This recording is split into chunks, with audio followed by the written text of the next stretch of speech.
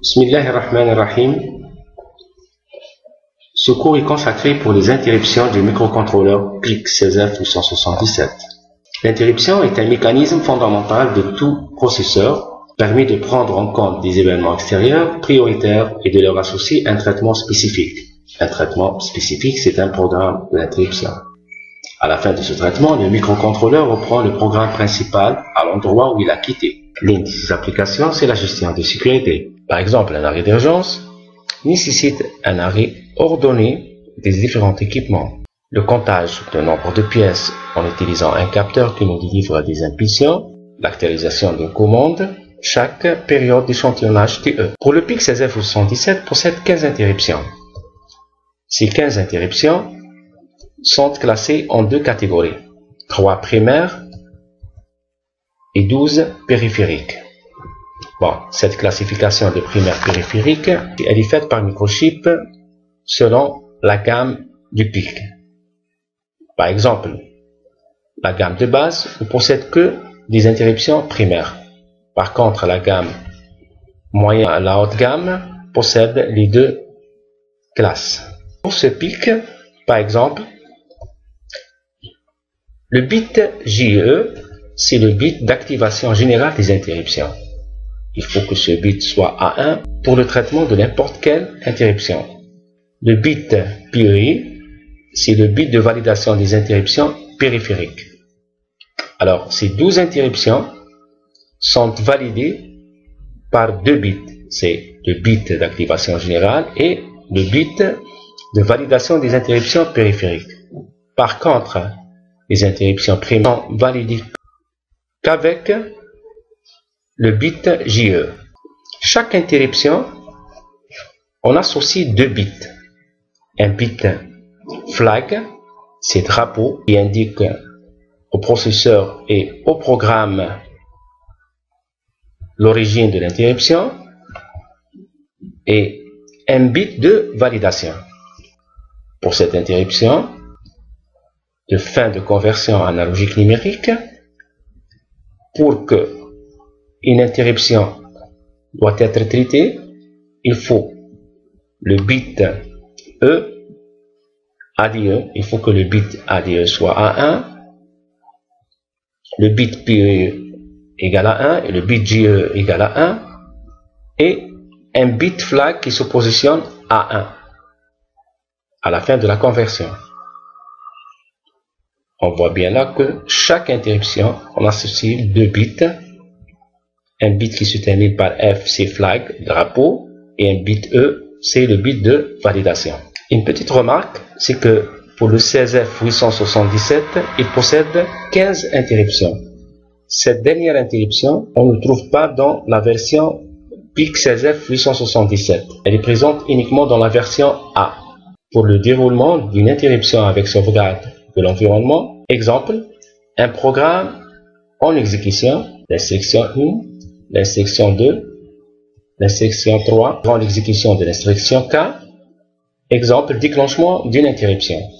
Alors, le programme va terminer l'exécution de cette instruction et va brancher vers le sous-programme d'interruption qui se trouve dans l'adresse 004. Alors, il commence à sauvegarder l'environnement. Le sauvegarde de l'environnement, c'est le sauvegarde des registres indispensables pour le programme en exécution, tels que par exemple le registre de travail W et le registre d'état.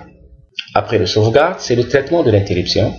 Après le traitement de l'interruption, c'est la restauration de l'environnement. Puis, avec l'instruction retfile, il va reboucler pour exécuter l'instruction suivante, c'est-à-dire l'endroit où il a été arrêté, c'est-à-dire l'instruction K plus 1, il va suivre son programme. Alors, une petite remarque là, lorsque le programme se branche vers le programme d'interruption, il va désactiver toute autre interruption, c'est-à-dire il va positionner le bit GE égale General Interrupt Enable à 0. Mais avec l'instruction retfile, il va rétablir la valeur 1 pour le bit GE, c'est-à-dire il va réactiver la validation des interruptions.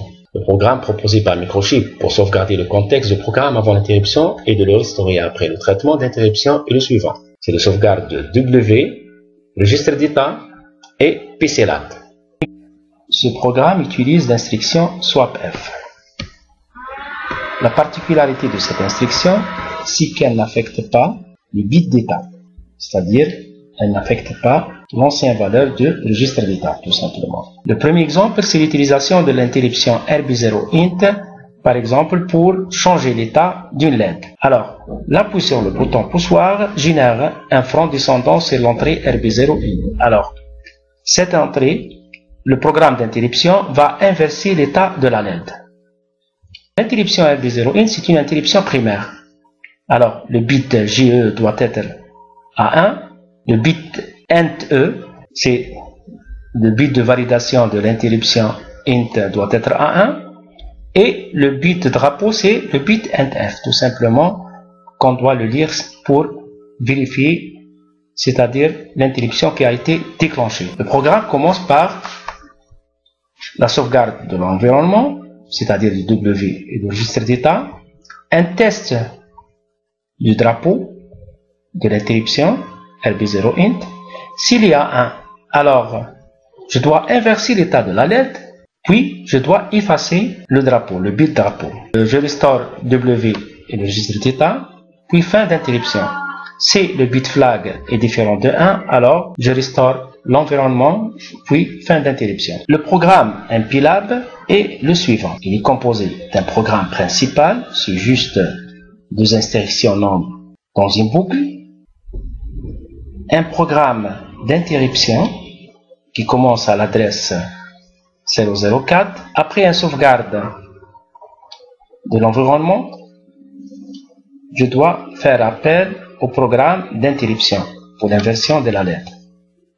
Alors, ce programme de l'inversion de la LED avec l'XOR, puis un appel à une temporisation de 250 millisecondes, c'est juste pour l'anti-rebondissement, puis l'effacement du bit flag, puis restauration de l'environnement, et l'interruption se termine par retry pour réautoriser encore les interruptions. Pour simuler le programme, il suffit de sélectionner MPLAB Sim, ajouter la pin de simulation N0 avec une action, par exemple, impulsion positive, tout simplement, c'est-à-dire un front montant puis un front descendant, avec debugger, animate. Alors le programme il est en train de s'exécuter, il reste dans le programme principal, il boucle entre star et go to star, c'est-à-dire il va exécuter ces deux instructions NOP. Alors, si j'appuie sur ce bouton, je vais simuler une impulsion positive, c'est-à-dire un front montant puis un front descendant. Remarquez bien que la valeur de RB1 passe à la valeur de 1. Alors toujours le programme continue à s'exécuter et toujours il commence à la fin de l'interruption, il va rejoindre le programme principal. L'appui en est pour simuler un front descendant. Alors il va brancher le programme de l'interruption et il va changer l'état de la LED. Alors pour sortir juste de la boucle de temporisation, voilà, animate, et va sortir du programme d'interruption. Il va se boucler vers le programme principal. La simulation du programme avec ISIS, l'appui sur le bouton change l'état de la LED. Mais cette fois-ci, on utilise bien sûr le programme d'interruption. C'est-à-dire, on n'est pas en train de scruter l'état de RB0, mais c'est le programme d'interruption qui fait changer l'état de la LED. Un deuxième exemple, c'est l'interruption RB port change. Bon, c'est une interruption qui se déclenche sur changement d'état de n'importe quel bit parmi ces 4 bits, RB4, RB5, RB6, RB7, c'est-à-dire un changement d'état de l'un de ces 4 bits.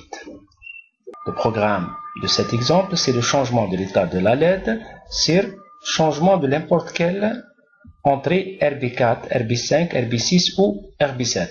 Alors, le programme est le suivant. Après un sauvegarde de l'environnement, un test de bit flag. C'est le RBIF pour cette interruption. Le bit drapeau. Alors, c'est le bit drapeau égal à 1, c'est-à-dire un déclenchement de l'interruption RB port change. Alors, j'inverse la LED, j'efface, je restaure l'environnement, tout simplement. Alors, pour simuler, par exemple, ce programme avec l'ISIS et le suivant. Alors, c'est, je change n'importe quel bouton, alors la LED change d'état, tout simplement. Le changement d'état de n'importe quelle entrée, de RB4 à RB7, va changer l'état de la LED, tout simplement. Le programme MPLAB est le suivant. Alors, toujours le programme principal, c'est juste deux instructions NOP. Le programme d'interruption, alors, à partir de l'adresse 004, sauvegarde de l'environnement et appel à l'interruption port bchange. Ce sous-programme, c'est juste l'inversion de la LED et puis c'est l'effacement du bit RBIF, c'est-à-dire le flag. La fin de ce programme d'interruption, c'est restauration de tous les registres, c'est-à-dire qui sont nécessaires pour ce programme, le registre d'état et le registre W. Ces deux exemples traitent une seule interruption. Mais la gestion de plusieurs interruptions, elle peut se faire soit on traite une seule interruption dans le programme d'interruption. Par exemple, si je teste s'il y a l'interruption 1, alors je traite l'interruption 1, j'efface le flag de l'interruption 1, puis je sauvegarde l'environnement et je termine l'interruption avec retry. Si le flag 1 de l'interruption 1 est différent de 1, alors je teste le deuxième flag. Si ce deuxième flag égale à 1, alors je traite la deuxième interruption, je traite la deuxième interruption et j'efface le flag de cette deuxième interruption et je termine par la restauration de l'environnement. C'est-à-dire dans ce programme, on remarque bien qu'une seule interruption traitée à la fois. Une deuxième méthode, c'est le traitement de toutes les interruptions dans le sous-programme de l'interruption. On commence par sauvegarde de l'environnement. Je teste le flag de la première interruption. Si oui, je traite la première interruption, puis j'efface le flag.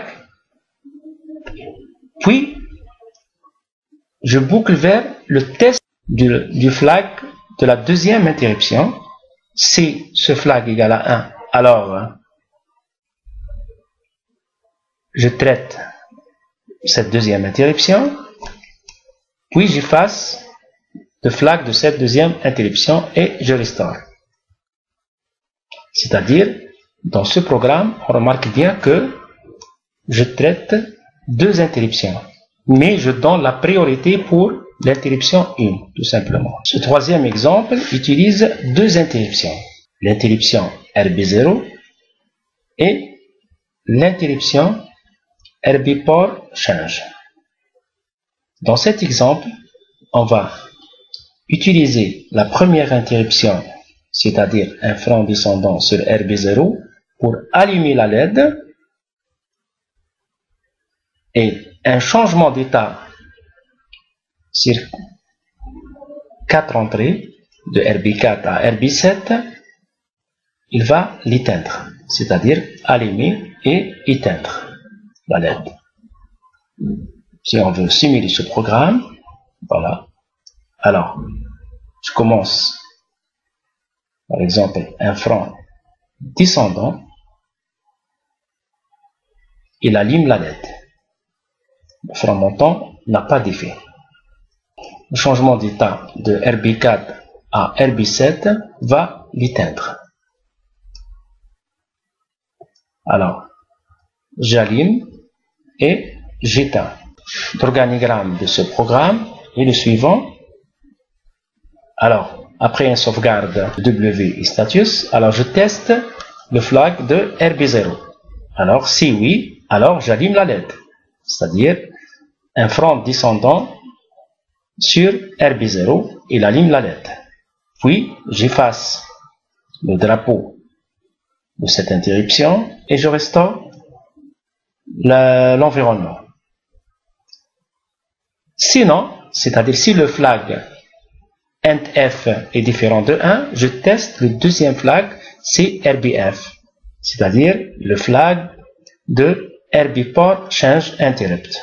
Alors, si oui, alors j'éteins la LED, j'efface le flag RBF, c'est-à-dire le drapeau de cette interruption, et je restaure l'environnement.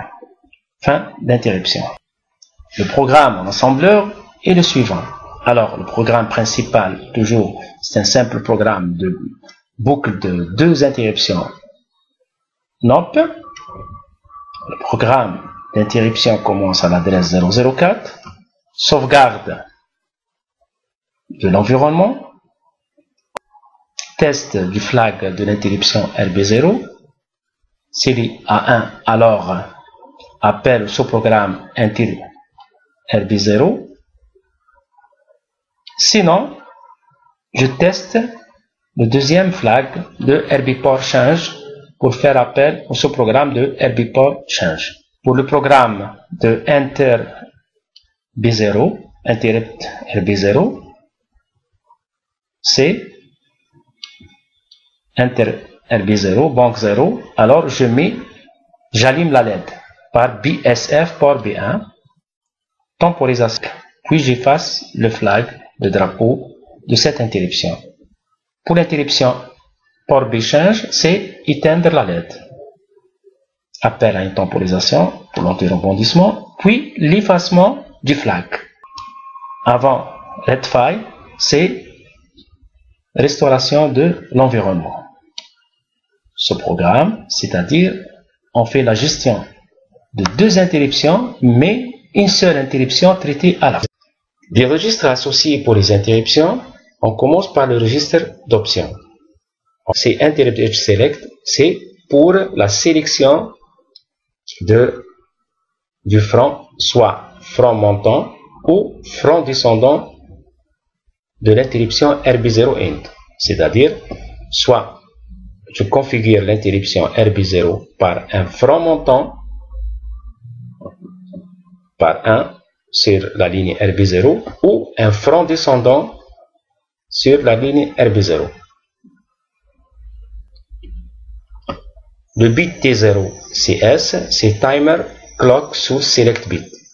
Elle est destinée pour le timer. Pour le timer 0, il peut être utilisé soit en mode compteur, soit en mode timer.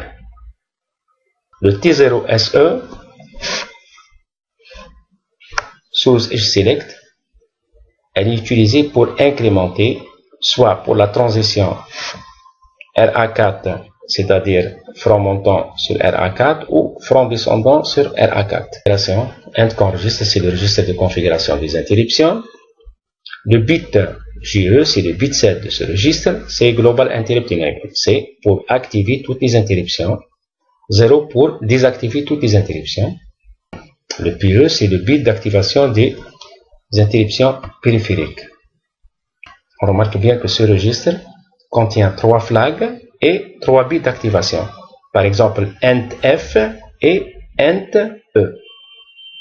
C'est le flag de l'interruption de RB0 et le bit d'activation de l'interruption RB0. Il existe aussi d'autres registres pour les diffusions. Généralement, chaque registre il contient l'ensemble des différentes flags et bits de validation. Par exemple, ADIE et ADIF. C'est le flag de la fin de conversion et le bit de validation de fin de conversion pour le module analogique. Et pour terminer, un exercice à rendre par email, soit un tapis roulant équipé d'un capteur, détecteur de pièces. Le capteur fournit en sortie une impulsion positive à chaque passage d'une pièce. Proposez un schéma électronique à base d'un PIC CZF877, d'une carte électronique qui permet l'affichage du nombre de pièces produites en temps réel, en utilisant un afficheur 7 segments, un digit. Pour l'affichage, le compteur se remet à 0 dès qu'il arrive à la valeur NBmax égale à 9. Écrire un programme en assembleur avec un PLA et le simuler avec EasysProduit.